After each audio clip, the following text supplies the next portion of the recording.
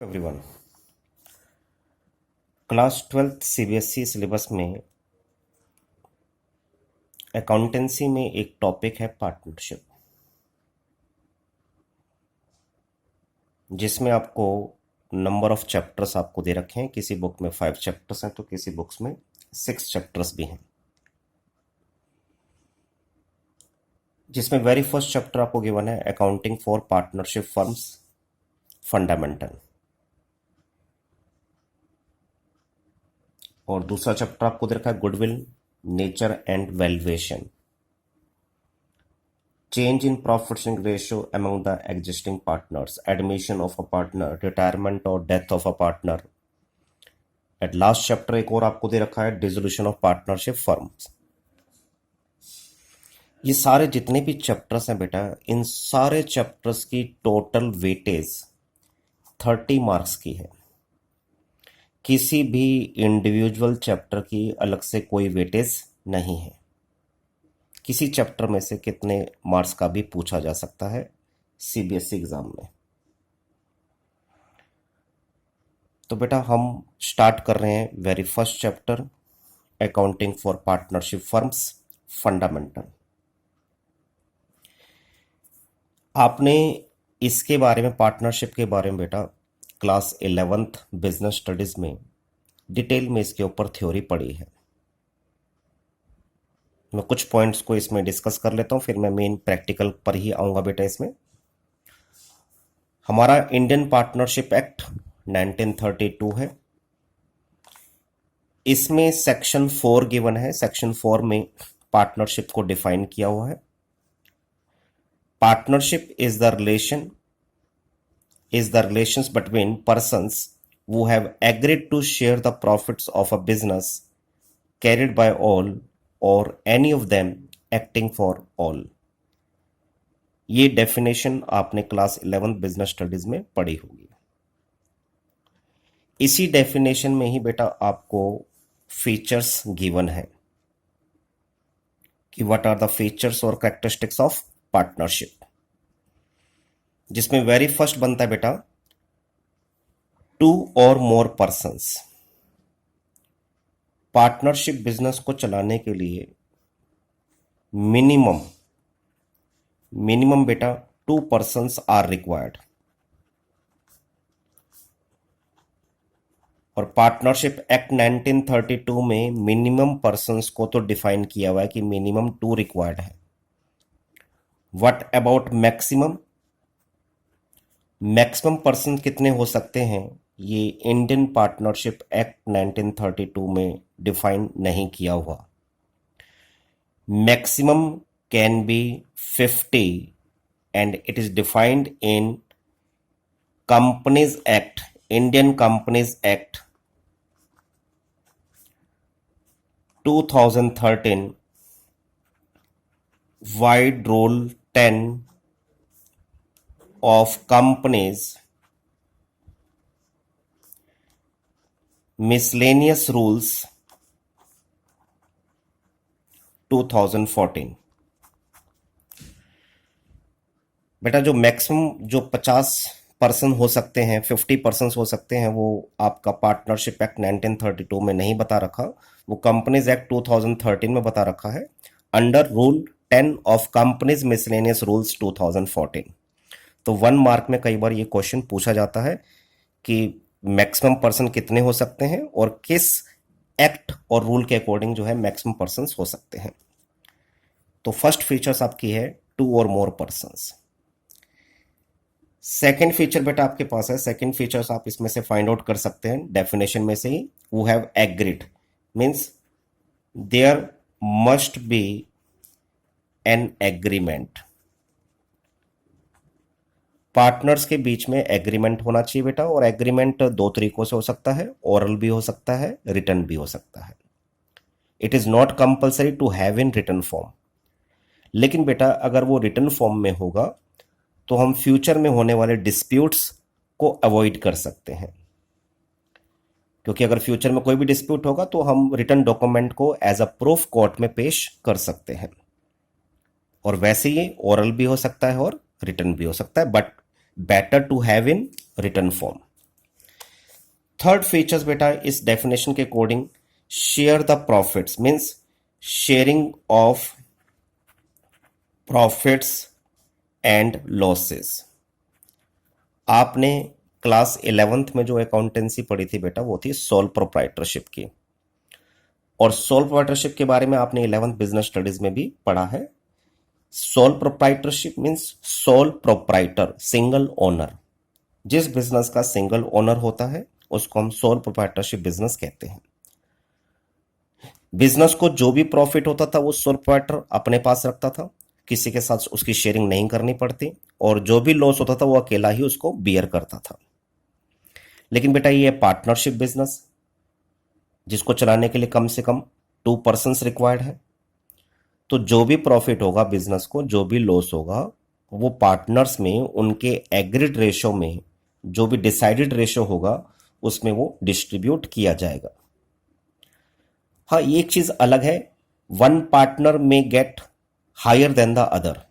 एक पार्टनर को हो सकता है किसी दूसरे पार्टनर से शेयर ज्यादा मिले, लेकिन शेयरिंग होनी चाहिए। और शेयरिंग किसके अकॉर्डिंग होगी बेटा? As per the deed, as per the agreement. अगर डीड नहीं होगा तो शेयरिंग इक्वल इक्वल की जाती है, बराबर बराबर बांटा जाता है। तो शेयरिंग होनी चाहिए बेटा प्रॉफिट लॉसेस की, ये भी इसकी एक फीचर है। फोर्थ फीचर बेटा इसमें हम जो फाइंड आउट कर सकते हैं वो है share the profits of a business. Business lawful business, business कैसा होना चाहिए? लॉफुल होना चाहिए, इलीगल बिजनेस नहीं होना चाहिए। पार्टनरशिप या कोई भी बिजनेस हमेशा लीगल पर्पस के लिए ही किया जाता है, इलीगल पर्पस के लिए बिजनेस नहीं किया जाता। इसके बाद बेटा एक फीचर आपको इसमें और दे रखी है, बिजनेस कैरिड बाय ऑल और any of them acting for all.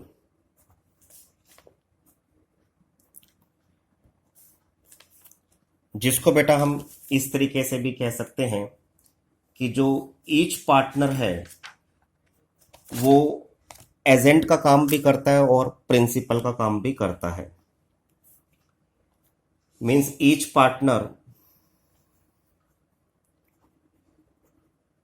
Partners are agents as well as principles.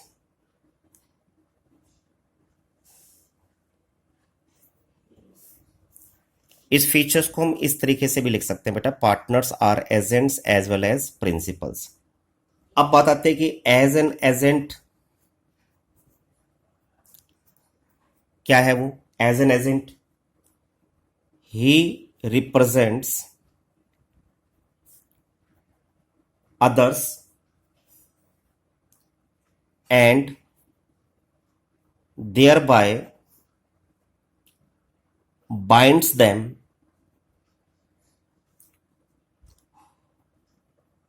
through his acts।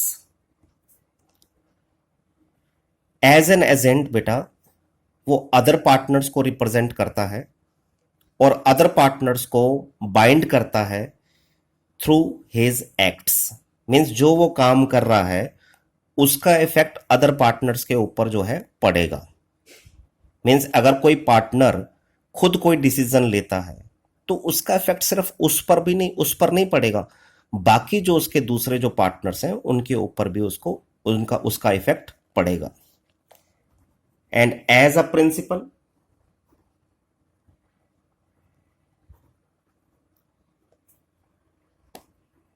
he is bound by the act of other partners। अब दूसरे पार्टनर्स अगर कोई डिसीजन लेते हैं तो उसका effect जो है उस पार्टनर के ऊपर, पहले पार्टनर के ऊपर भी पड़ेगा। तो कहने का मतलब सारे मिलकर भी बेटा बिजनेस को चला सकते हैं, उनके बिहाफ पर कोई एक पार्टनर सबके बिहाफ पर भी बिजनेस चला सकता है।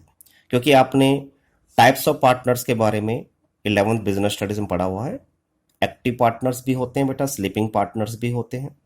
जरूरी नहीं होता कि हर किसी को बिजनेस की नॉलेज हो, हर कोई बिजनेस चला सके। तो अगर सबको नॉलेज है तो बेटा सारे मिलकर ही बिजनेस को चलाएंगे, लेकिन अगर किसी को नॉलेज नहीं है तो उसके बिहाफ पर बाकी पार्टनर्स बिजनेस चला सकते हैं। तो बेटा हमने डिस्कस करी डिफरेंट फीचर्स। ये थी बेटा हमारी सारी एसेंशियल फीचर्स और कैरेक्टरिस्टिक्स ऑफ पार्टनरशिप। अब इसमें एक चीज आपको ध्यान में रखनी है, जैसे आपने 11th में एक चीज पढ़ी है, business entity principle. According to this principle business and businessman both are separate. क्योंकि बेटा इस प्रिंसिपल को अवॉइड करके हम बिजनेस के ट्रू प्रॉफिट्स और लॉसेस को फाइंड आउट नहीं कर सकते। बिजनेस की एसेट्स लायबिलिटीज, बिजनेस के एक्सपेंसेस, बिजनेस के रेवेन्यूज को हमें पार्टनर्स की पर्सनल एसेट्स, उसकी पर्सनल लायबिलिटीज, उसके पर्सनल एक्सपेंसेस, पर्सनल रेवेन्यूज, इनको हमें अलग अलग रखना पड़ेगा, तभी हम बिजनेस के ट्रू प्रॉफिट्स और लॉसेस को फाइंड आउट कर सकते हैं।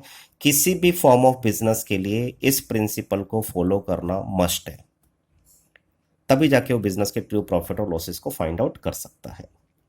लेकिन बेटा जब बात आती है from legal point of view,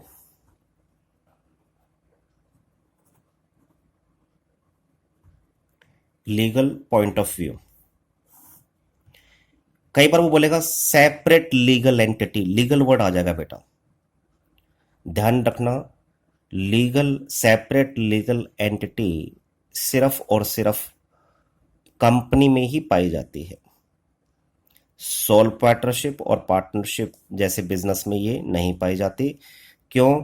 क्योंकि कंपनी का जो जन्म है, कंपनी का जो एग्जिस्टेंस है, वो लॉ के द्वारा होता है, लॉ को प्रोसीजर को फॉलो करके, और उसकी जो डेथ होती है कंपनी की, यानी कंपनी का जो वाइंड अप होता है, वो भी प्रॉपर लॉ प्रोसीजर को फॉलो करके ही होता है।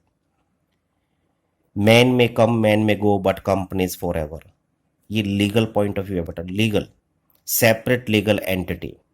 लेकिन what about sole partnership, what about partnership business, इनका जो क्रिएशन है वो एग्रीमेंट के द्वारा होता है। अगर एक सोल पार्टनरशिप बिजनेस की मैं बात करूं, अगर इसमें ओनर की डेथ हो जाए तो बेटा उस केस में बिजनेस वाइंड अप हो जाता है। और अगर बिजनेस अगर अपनी लायबिलिटीज को अपनी एसेट से पे ना कर सके तो उस ओनर की जो पर्सनल एसेट्स हैं उनको बेचकर बिजनेस की लायबिलिटीज की पेमेंट की जाती है। तो यहां पे separate legal entity concept follow नहीं होता। सिमिलरली पार्टनरशिप में बेटा, पार्टनरशिप में भी अगर बिजनेस वाइंड अप हो जाए तो बिजनेस की एसेट्स सफिशिएंट ना हो बिजनेस की लायबिलिटीज को पे करने के लिए, तो इन दैट केस पार्टनर्स की पर्सनल एसेट्स को यूज किया जाता है for the payment of firms liabilities. तो यहां पे separate legal entity concept follow नहीं होता। तो सेपरेट लीगल एंटिटी कंसेप्ट सिर्फ कंपनी में फॉलो होता है, सोल पार्टनरशिप और पार्टनरशिप बिजनेस में ये अप्लाई नहीं होता। सिर्फ हम इतना कह सकते हैं कि सेपरेट एंटिटी है, सेपरेट लीगल एंटिटी नहीं बोलेंगे। अगर सेपरेट लीगल एंटिटी की बात करेगा तो हम सिंपली कहेंगे कि पार्टनरशिप में सेपरेट लीगल एंटिटी नहीं होती। ठीक है बेटा, ये चीज ध्यान रखनी है आपको, फर्क है सेपरेट एंटिटी में और सेपरेट लीगल एंटिटी में। तो ये चीज भी आपको ध्यान रखना, कई बार 1 मार्क के क्वेश्चन में ये पूछा जा सकता है। तो बेटा कुछ और थ्योरेटिकल इसके आपके पास पॉइंट भी हैं, आप उनको अपनी बुक में से उसको रीड कर लेंगे कि फर्म्स के क्या क्या, पार्टनर्स के क्या क्या रेस्पॉन्सिबिलिटीज हैं, क्या उनके राइट्स हैं। एक टॉपिक बेटा इसमें आपने और पढ़ा होगा 11th बिजनेस स्टडीज में, partnership deed. The written document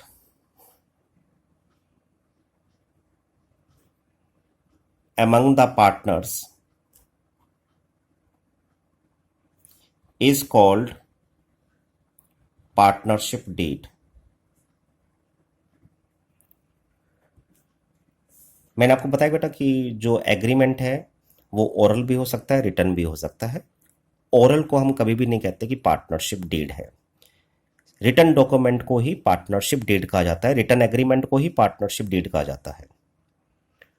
लेकिन रिटर्न का होना कोई कंपलसरी नहीं है। रिटर्न में होगा तो बेटा फ्यूचर के जो डिस्प्यूट्स हैं उसको हम अवॉइड कर सकते हैं, इसलिए हम कहते हैं better to have in return form. तो रिटर्न डॉक्यूमेंट को हम पार्टनरशिप डीड कहते हैं। तो पार्टनरशिप डीड क्या होता है, what are the contents of partnership deed, partnership deed में लिखी जाने वाली बातें कौन कौन सी हैं। बेटा जो हम एग्रीमेंट कर रहे हैं फ्यूचर को सोच के ही कर रहे हैं कि फ्यूचर में क्या किस किस टाइप का डिस्प्यूट हो सकता है, वो सारी चीजें जो आप डीड में लिखते चले जाते हो that are known as content of partnership deed. ये सारी चीजें आपने क्लास 11 बिजनेस स्टडीज में पढ़ी हैं। तो एक बारी अपनी बुक से उसको गो थ्रू कर लेंगे तो आपको क्लियरली समझ में आ जाएगा। अब इसमें मेन जो बेटा हमने बात करनी है वो करनी है कि व्हाट आर द रूल्स और provisions applicable in the absence of partnership deed। Most important बेटा, अब यहां से प्रैक्टिकली कंसेप्ट आपका स्टार्ट हो जाता है। इस क्वेश्चन का क्या सेंस है बेटा कि अगर पार्टनरशिप डीड ना हो, रिटर्न में एग्रीमेंट ना हो, तो फिर कौन कौन से रूल्स और प्रोविजंस एप्लीकेबल होते हैं। अगर बेटा पार्टनर्स का आपस में कोई रिटर्न एग्रीमेंट नहीं हो रखा है, कोई डिस्प्यूट होता है, मामला कोर्ट में जाता है, then the rules given in Indian partnership act 1932 will be applied. तो बेटा उसकी लिस्ट बहुत लंबी है, हम सिर्फ उन्हीं चीजों की बात करेंगे जिनका प्रैक्टिकल से कोई लिंक होगा। तो आइए वन बाय वन जिन जिन को हम इन्हें इसमें करना है वो डिस्कस करते हैं बेटा। तो what are the rules provisions applicable in the absence of partnership deed. सबसे पहला पॉइंट बनता है बेटा इंटरेस्ट ऑन कैपिटल पर। अगर पार्टनर्स के बीच में एग्रीमेंट है कि इंटरेस्ट ऑन कैपिटल 10%, 12% या जो भी रेट आपस में डिसाइड करते हैं, रिटर्न में एग्रीमेंट है, तो आपको उस रिटर्न एग्रीमेंट के according interest on capital partners को देना पड़ेगा। लेकिन बेटा अगर रिटर्न में कोई एग्रीमेंट आपके बीच में नहीं हुआ, जो भी एग्रीमेंट है वो ओरल में है और फ्यूचर में कोई डिस्प्यूट होता है, तो एज पर Indian partnership act 1932 no interest on capital will be allowed. किसी भी पार्टनर को कोई भी इंटरेस्ट ऑन कैपिटल अलाउ नहीं किया जाएगा as per the rules given in Indian partnership act 1932।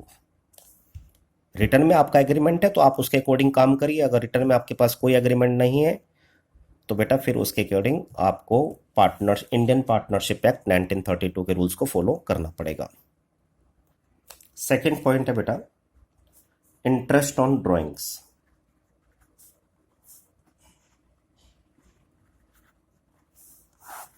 अगर पार्टनर्स के बीच में रिटर्न एग्रीमेंट है कि इंटरेस्ट ऑन ड्राइंग्स 6%, 10% चार्ज किया जाएगा, रिटर्न में एग्रीमेंट है तो बेटा उसके अकॉर्डिंग ही चार्ज किया जाएगा। अगर रिटर्न में कोई एग्रीमेंट नहीं है तो in that case no interest on drawings will be charged from partners.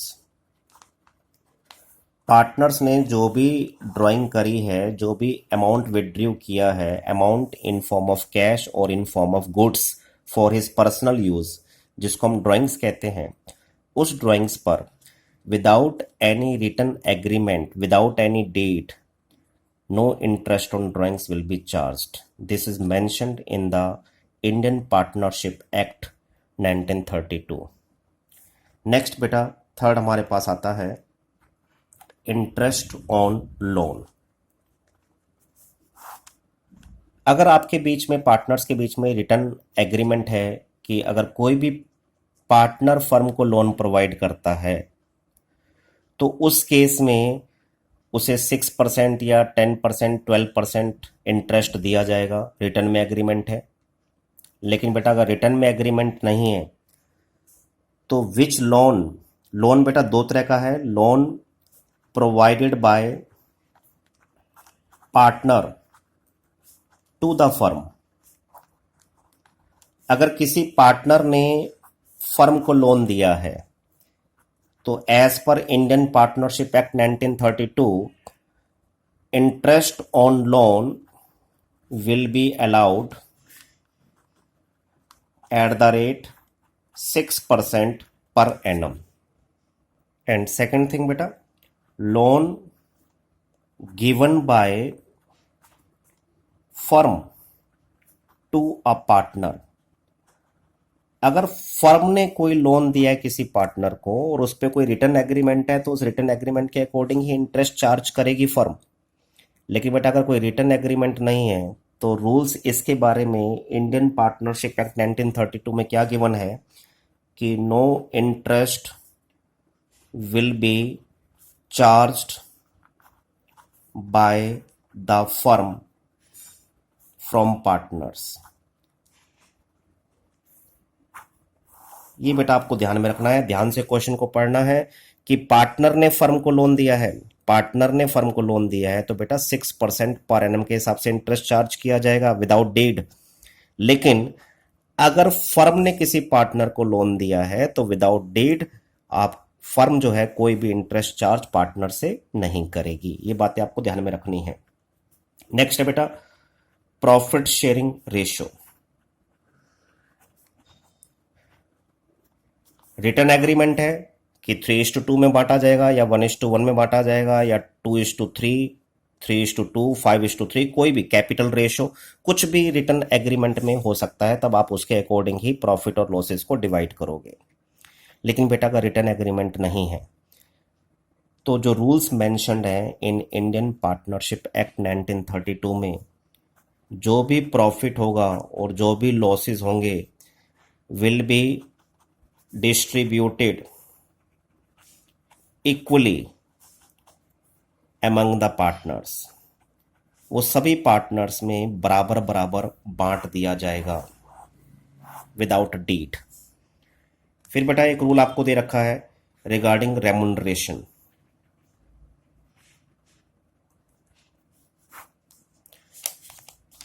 Regarding remuneration बेटा अगर डीड है, रिटर्न एग्रीमेंट है कि पार्टनर्स को सैलरी दी जाएगी, पार्टनर्स को कमीशन दिया जाएगा, तो फिर आपको उस रिटर्न एग्रीमेंट के अकॉर्डिंग ही काम करना है।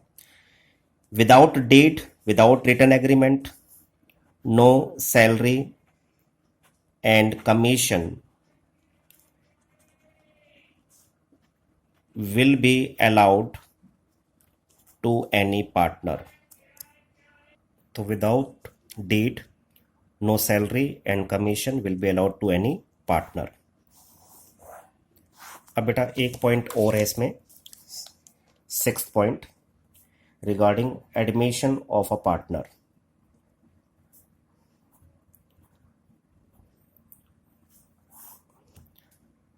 एडमिशन ऑफ अ पार्टनर, अगर आप किसी एक नए पार्टनर को एडमिट करना चाहते हो तो फिर जो आपके बीच में रिटर्न एग्रीमेंट है उसके अकॉर्डिंग ही आप एक नए पार्टनर को एडमिट कर सकते हो।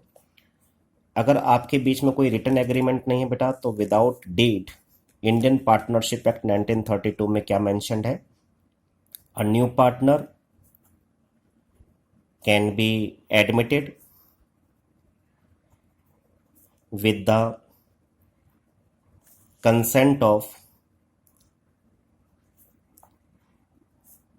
consent of all the existing partners।